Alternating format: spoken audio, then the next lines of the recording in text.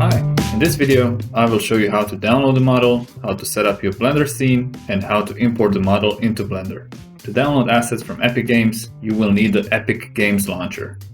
So start by downloading it. There is a link in the description that will take you to this page here.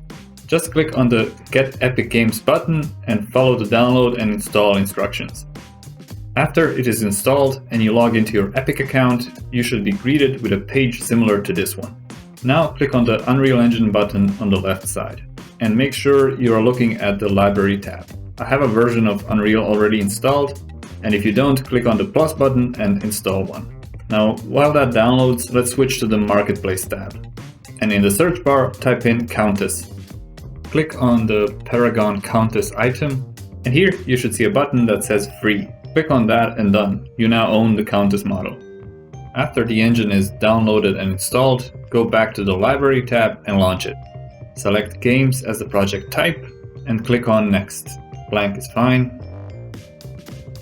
And these settings don't matter too much, but if you want, you can change some of them like I did.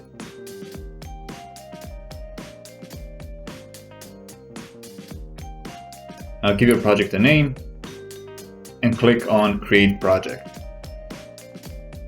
After Unreal launches, go back to the launcher and in the library find the Countess item. Click on Add to Project and choose the project you just made.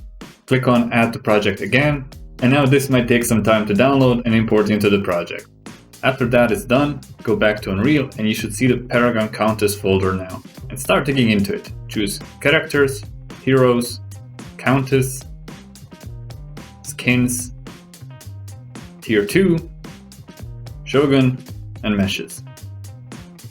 Right-click on SM Countess Shogun and select Asset Actions.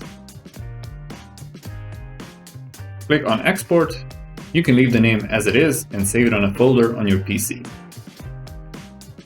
In this case, we don't need the LODs, so I will disable them as well as collisions.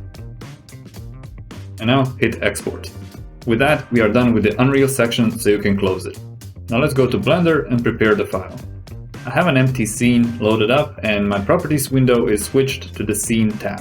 The unit system should be in metric and unit scale set to 0.01. Now you can see how the grid is too big, so let's adjust it too. In the Viewport Overlay settings, change the scale to 0.01.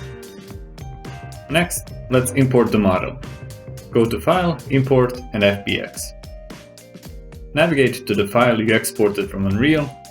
Here, most settings can stay at default, just disable animation, and the armature settings are fine as they are. Click on Import FBX. Now the import worked, but you can see how the grid fades out too quickly. You can change the view clip settings to make more of the scene visible. Open up the right side panel and switch to the View tab and set End to 10,000. Now you can zoom out far away without the model or grid disappearing. Now in the Viewport Shading options, I will set the lighting to Studio and color to Material. With that, we are done with the scene settings, so let's prepare the model. If we look at the outliner, there is a locator above the armature we imported. We don't need this locator, so let's unparent the armature from it and delete it. Alt-P to unparent and right-click on the locator to delete it. And with that, we could already start rigging, but I want to show you one more trick first. If we look at the bones in this armature, they will be pointing in weird directions. This is because originally this model was set up in a different software than Blender, and that software orients its bones in a different way. And this is something that we don't want to adjust at all, because if we do, we will break this model's compatibility with the Unreal Mannequin and the existing animations. So let's do this. Create a temporary collection and import the same FBX again. But this time enable the automatic bone orientation option. Now delete everything except the armature. And check it out now. The orientations make much more sense. I will rename all of the bones so they have different names than the original bones. Ctrl plus F2 to bring up the batch rename menu and set it up so it adds a _temp suffix to all bones.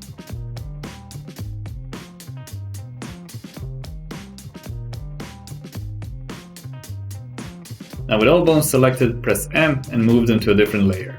Now while this new armature is still selected, Control-click on the original one in the outliner and press Ctrl+J to join them together.